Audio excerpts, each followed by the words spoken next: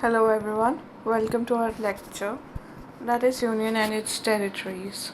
In our Lakshmikant audiobook series, as we start, Articles 1 to 4 under Part 1 of the Constitution deal with Union and its territory. Union of States. Article 1 describes India, that is Bharat, as a union of states rather than a federation of states. This provision deals with two things: 1. Name of the country, and 2. Type of polity. There was no unanimity in the Constituent Assembly with regards to the name of the country. Some members suggested the traditional name Bharat, while the others advocated the modern name India. Hence, the Constituent Assembly had to adopt a mix of both India, that is Bharat. Secondly, the country is described as union, although its constitution is federal in structure. According to Dr. B.R. Ambedkar, the phrase Union of States has been preferred to Federation of States for two reasons. One, the Indian Federation is not a result of an agreement among the states like American Federation, and two, the states have no right to secede from the Federation. The Federation is a union because it's indestructible. The country is an integral whole and divided into different states only for the convenience of the administration. According to Article 1, the territory of India can be classified into three categories: territories of the states, union territories, territories that may be acquired by the government of India at any time. The name of states and union territories and their territorial extents are mentioned in the first schedule of the Constitution. At present, there are 28 states and 9 union territories. The provisions of the Constitution pertaining to the states are applicable to all the states in the same manner. However, the special provisions under Part 21 applicable to the state of Telangana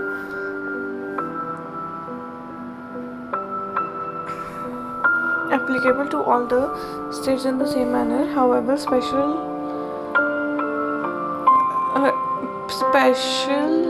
provisions under Part 21 applicable to the states of Maharashtra, Gujarat, Nagaland, Assam, Manipur, Andhra Pradesh, Telangana, Sikkim, Mizoram, Arunachal Pradesh, Goa and Karnataka override the general provisions relating to the states as a class.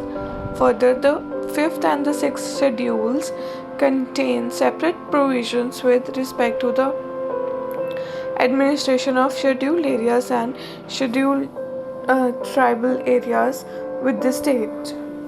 Notably, the territory of India is a wider expression than an Union of India, because the latter includes only the states, while the former includes not only the states but also union territories and territories that may be acquired by the Union of India at any future time. The states are the member of federal system and a share of distribution of power with the center. The union territories and acquired territories, on the other hand, are directly administered by central government. Being a sovereign state, India can acquire foreign territories according to the modes recognized by the international law, that is succession, following treaty, purchase, gift, lease or plebiscite, occupation, heritho, unoccupied by the recognized ruler, conquest or subjugation. For example, India acquired several foreign territories such as Dadra and Nagar Haveli, Goa, Daman and Diu, Puducherry and Sikkim since the commencement of Constitution. The acquisition of these territories are discussed later in this chapter. Article 2 empowers the Parliament to admit into the Union of India or establish new states on such terms and conditions as thinks fit. Thus, Article 2 grants two power to the Parliament: A. The power to admit into Union of India new states, and B. The power to establish new states. The first refers to the admission of states which are already in existence, while the second refers to notably establishment the establishment of states which are not existence before. Notably, Article 2 relates to the admission or establishment of new states that are not part of Union of India. Article 3 on the other hand relates to the formation or changes in the existing states of the Union of India.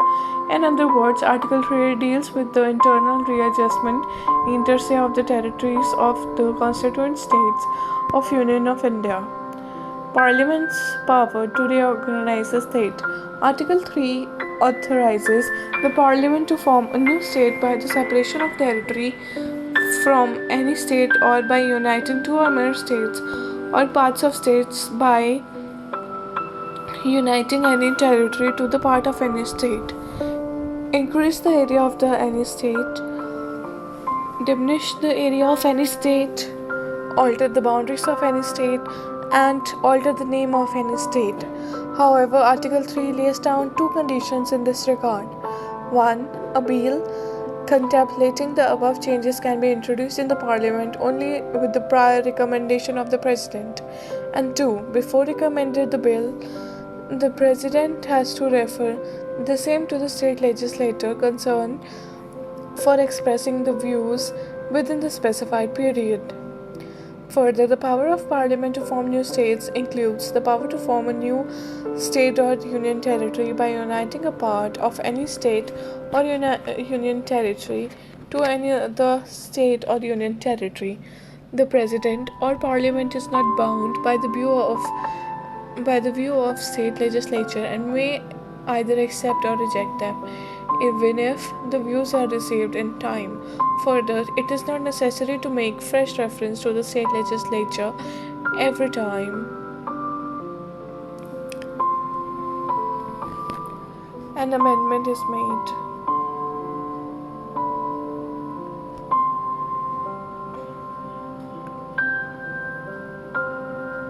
And accepted in the Parliament. In case of the Union Territory, no reference need to be made to the concerned legislature to ascertain its view, and the Parliament can itself take any action as it deems fit.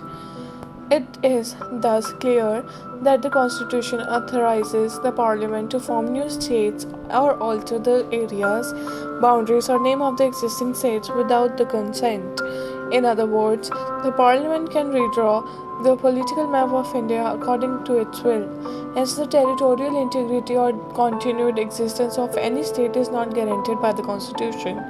Therefore, India, rightly described as an indestructible union of destructible states, states, the union government can destroy the states where the state government cannot destroy the union. In USA, on the other hand, the territorial integrity or continued existence of the state is guaranteed by the Constitution. The American federal government cannot form new states or alter the borders of existing states without the consent of the state concerned. That is why USA is described as an indestructible union of indestructible states.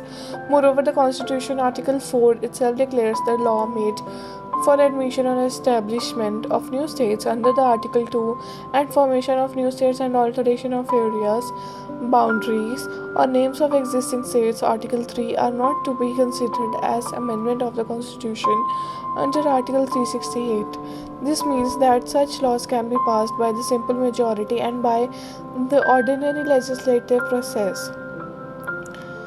Does the power of Parliament to diminish the areas of state under Article 3 include also the power to secede Indian territory of foreign country?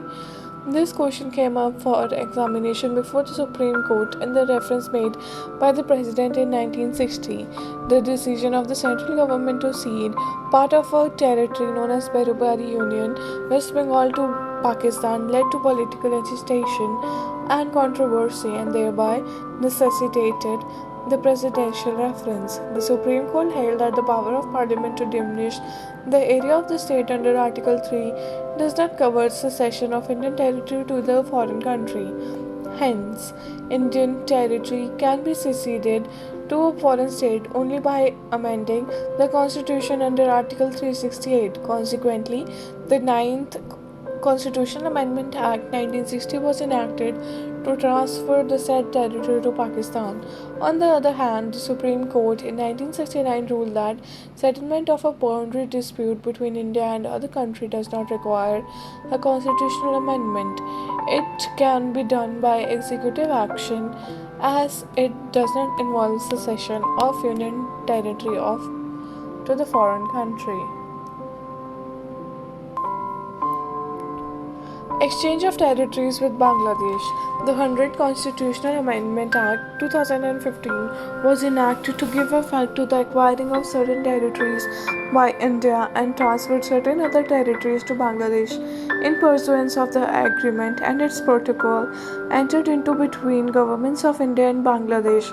Under this deal, India transferred 111 enclaves to Bangladesh while Bangladesh transferred 51 enclaves to India. In addition, the deal was involved the transfer of adverse possessions and demarcations of 6.1 kilometer undemarcated border stretch.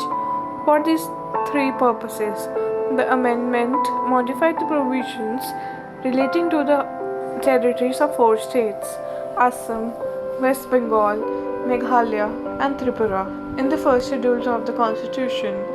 The background of the amendment is as follows. India and Bangladesh has a common land boundary of approximately 4,096.7 kilometers. The India-East Pakistan land boundary was determined as per Radcliffe Award of 1947. Disputes arose out of some provisions in the Radcliffe Award which were sought to be resolved through the Badge Award of 1950. Another effort was made to settle these disputes by the Nehru-Noon Agreement of 1958. However, issue relating to division of Birubari Union was challenged before the Supreme Court to comply with the union rendered by the Supreme Court. To comply with the opinion rendered by the Supreme Court, the Constitution 9th Amendment Act 1960 was passed by the government. Due to the continuous litigation and other political developments at the time, the Constitution 9th Amendment Act 1960 could not notify in respect of territories in former Pakistan, presently Bangladesh. In May 16, 1974, the agreement between India and Bangladesh concerned the demarcation of the land boundary and related matters was signed between both the countries to find the solution to the complex nature of the border demarcation involved. This agreement was not ratified as it involved inter alia transfer of territory, which requires a constitutional amendment. In this connection, it was also required to identify the precise area on the ground which would be transferred. Subsequently, the issues relating to the demarcation of the undemarcated boundary, the territories in adverse possession, and exchange of enclaves were identified and resolved by signing a protocol on 6 September 2011, which forms the integral part of the land boundary agreement between India and Bangladesh 1974. The protocol was prepared with support and concurrence of the concerned states of Assam, Meghalaya, Tripura, and West Bengal. Thank you.